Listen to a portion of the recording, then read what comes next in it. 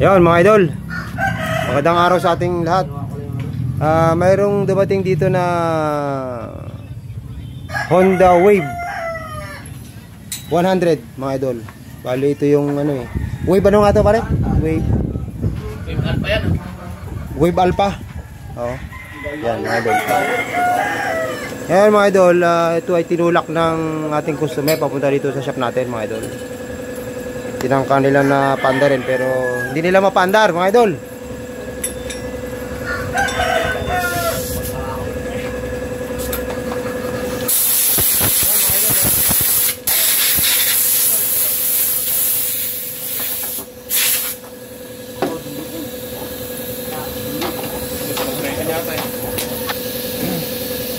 Yan mga idol, na-prove natin na hindi talaga siya umaandar.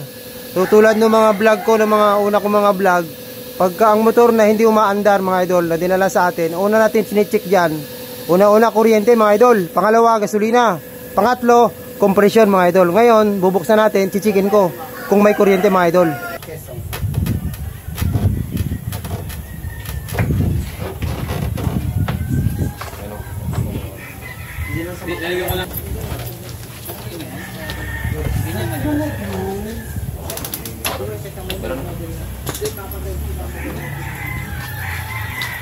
Ayan mga idol, mayroon siyang kuryente. So susunod nito, titignan natin yung karburador, tapos yung daloy ng gasolina. Kasi nakita ko may gas naman yung tangke.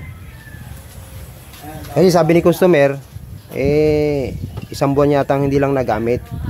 Tapos tinatry nila na paandarin, ayaw nang umandar.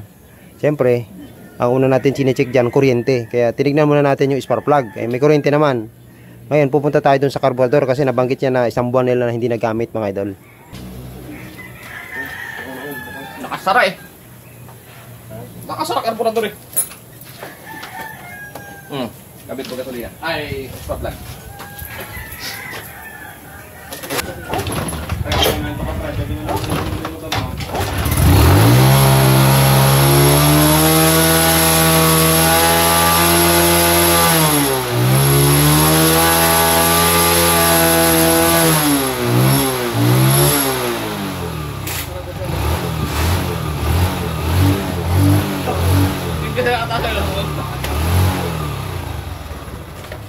Yan mga idol, umandar na.